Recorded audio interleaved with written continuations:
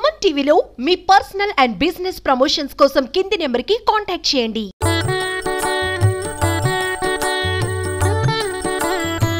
ఇప్పుడు చాలా మంది గర్భవతిగా ఉన్నప్పుడు చాలా జాగ్రత్తలు తీసుకోవాలంటారు కదా. మరి ఇండియాలో చూస్తే పెద్దవాళ్ళు అవి ఉండి చెప్పడం అనేది జరుగుతూ ఉంటుంది. మరి యుఎస్ లో అందరికి దూరంగా ఉంటారు కదా, మరి వాళ్ళకి చాలా విషయాలు తెలియదు. సో మీరేం చెప్పాలనుకుంటారు?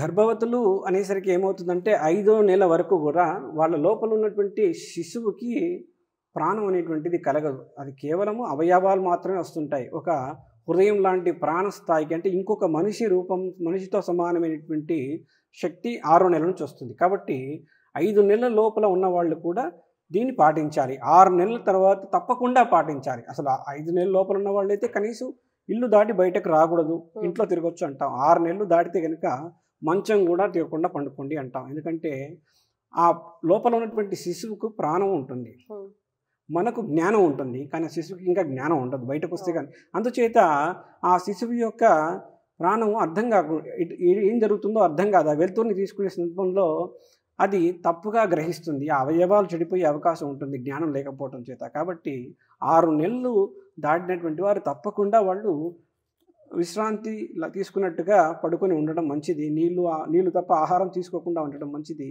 5వ నెల వరకు అయితే కనీసం ఇల్లు దాటకుండా కుదురుగా కూర్చుంటే సంతోషం. గ్రహణానికి ముందు ఎవరైనా సరే, గర్భవతులే కానీ ఎవరైనా సరే గ్రహణానికి ముందు ఎవరు కూడా 2 గంటల ముందు తినేసేయాలి. ఎందుకంటే మనం తిన్నాం, ప్రాక్టికల్గా మనం ఏదైనా డాక్టర్ గారి దగ్గరికి టెస్ట్ తీసుకున్నా 2 గంటల ముందు తిన్నాక 2 గంటల తర్వాత రండి అంటాడు. ఆ విధంగా మనం తినేటువంటిది అరిగిపోయేటట్టుగా ఉండాలి. కాబట్టి 2 అవర్స్ ముందు మినిమం కంప్లీట్ చేయాలి. అంతకుముందు తింటే ఇంకా మంచిది. ఈ విధంగా ఆ భోజనాన్ని కూడా పాటిస్తూ ఆ గ్రహణ కాలంలో ఏమీ తాగకుండా ఉంటూ కావాలని సూర్యుడిని వీక్షించకుండా ఉండటం మంచిది. ఈ విధంగా సాంప్రదాయంగా 5-5:30 కాలం వాళ్ళ ప్రాంతాన్ని బట్టి, కాలాన్ని బట్టి ఆ గ్రహణాన్ని సంపూర్ణం అయ్యే వరకు వేచి ఉండి ఆ తర్వాత తలస్నానం చేసి దేవుడికి దండం పెట్టుకొని వాళ్ళు మిగతా కార్యక్రమాలు చేసుకోవటం మంచిది అని. ఈ గ్రహణ కాలంలో దేవుడి యొక్క బలం తక్కువ అవుతుంది, దేవతలకు శక్తి తక్కువై రాక్షసుల శక్తి పెరుగుతుంది. అందుకే అలాంటి దేవుడికి మనం జపం చేయడం ద్వారా, అంటే శివనామస్మరణ చేసుకోవచ్చు. ఓం నమః శివాయ నారాయణ అంటూ ఆ స్వామికి మనం ఆ మంత్రంతో శక్తి ఇచ్చేసి ఆయన దేవతలపై పడుతున్నటువంటి ఆ ప్రభావాన్ని మనం తగ్గించడం చేత దాని ఫలం 10 రెట్లు వస్తుంది అంటారు. అందుకే గ్రహణంలో చేసే జపం 10 అంతలు గొప్ప. మనం ఒక్క వ్రతం చేసుకుంటే ఇంత పుణ్యం వస్తుంది అంటే ఆ 10 అంతలుగా వచ్చే అవకాశం గ్రహణ కాలంలో జరుగుతుంది. కాబట్టి ఇలా తినటం కాకుండా భగవంతుని గురించి కాసేపు ఒక అరగంట గంట అయినా జపం చేసుకుంటూ ఆలోచించుకుంటూ మిగతా పనులు చేసుకోవటం మంచిది. అంటే ఏ టైం వరకు ఉందండి గ్రహణము? అమెరికా కాలమాన ప్రకారం ఈఎస్టీలో అయితే 1:15-2 గంటల మధ్యలో స్టార్ట్ అయ్యి 4:15-4:30 వరకు వస్తుంది. కానీ మధ్యాహ్నం కాబట్టి సూర్యగ్రహణం అంటే మన పొద్దున్నే జరుగుతుంది. కాబట్టి మధ్యాహ్నం 1 గంట నుంచి 4:30-5 ప్రాంతంలో కొన్ని ఏరియాని బట్టి కొద్దిగా హాఫ్ అన్ అవర్ అటు ఇటు జరుగుతుంది. కాబట్టి ఎగ్జాక్ట్గా 1:30-1:45 అని చెప్పకుండా 1 to 5 డెడికేటెడ్గా వదిలేయటం, 4 గంటలు వదిలేయటం మంచిది. ఎందుకంటే గ్రహణం పట్టేటప్పుడు సూర్యుడికి సగం పూర్తిగా రావడానికి కారణం 1:30-1:40 నిమిషాలు, వదలటానికి 1:40 అంటే 1:15 మొదలై 4:45 3:30 గంటల్లో కరెక్ట్గా 3:15-3:30 మధ్యలో ఉంటుంది. ఆ మధ్యలో అవ్వగానే ఎప్పుడైతే గ్రహణం మధ్యలో ఉంటుందో, మధ్యలో పూర్తిగా ఆక్యుపై ఉంటుందో దాన్ని అమావాస్య అయిపోయింది అంటాం. అంటే అప్పటికి అయిపోయి మళ్ళీ ఉగాదిలో కంటిన్యూ అవుతుంది, వదలటం కంటిన్యూ అవుతుంది. అందుచేతనే మనకు నెక్స్ట్ ఇయర్ మొత్తం ఆ గ్రహం విడుపులో గ్రహాలు స్టార్ట్ అయినాయని ఉగాది అంతా శుభంగా ఉండకపోవచ్చు అనేటువంటి అనుమానం ఉంది, ఆస్కారము ఉంది అని చెప్పబడింది. అయితే గ్రహణ కాలంలో ముఖ్యంగా ఏ దేవుని ప్రార్థిస్తే మంచిదంటారు? దోషాలు పొడగొట్టేటువంటి భగవంతుడు ఎవరంటే శివారాధన. ఎందుకంటే గ్రహణ కాలంలో ఇందాక చెప్పాను, గ్రహణంలో అన్ని దేవతలకు కూడా శక్తులు క్షీణిస్తూ ఉంటాయి. నారాయణుడు కూడా శక్తి క్షీణిస్తూ ఉంటుంది. కానీ శివుడు అనేటువంటి వాడు ప్రళయకాల రుద్రుడు. ఆయన మీద ఎటువంటి దోషము కానీ ఎటువంటి నెగిటివ్ అయినటువంటి ఎనర్జీ పనిచేయదు. కారణం ఏంటంటే ఆయన అమ్మవారి యొక్క భర్త. దుర్గాదేవి అంటేనే శక్తి 2 రకాలుగా ఉంటుంది, పాజిటివ్ ఎనర్జీ, నెగిటివ్ ఎనర్జీ.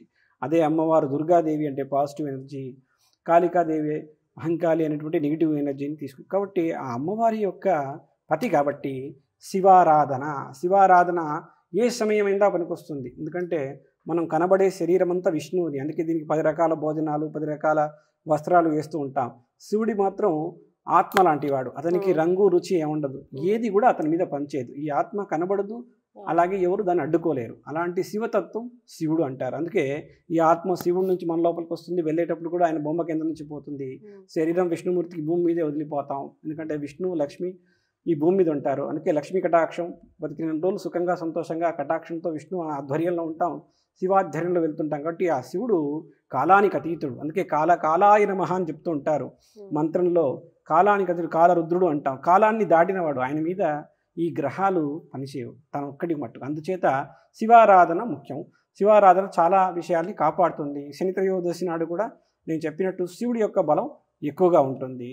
పైగా శివుడికి పెద్ద పట్టింపులు లేవు, ఆయనకి ధూప దీప నైవేద్యాలు లేకుండా కూడా కేవలం నీటితో పాలతో అభిషేకం చేస్తే సరిపోతుంది. కాబట్టి గ్రహణ కాలంలో ఏ మంత్రం రాదండి, ఏ పూజ లేదండి, ఏ వస్తువు లేదండి అనుకున్నా కూడా నీళ్లు ఉంటే, ఆ శివలింగం మీ ముందుంటే దాని మీద కాస్త నీళ్లు పాలేసిన సమస్త దోషాలు తొలగే అవకాశం ఆ శివుడు కటాక్షిస్తాడు అని ఈ ఎపిసోడ్ ముందు చెప్పడం కూడా శివ మంత్రంతో సోమవారం వస్తుంది కాబట్టి ఇలా చెప్పడం జరిగింది.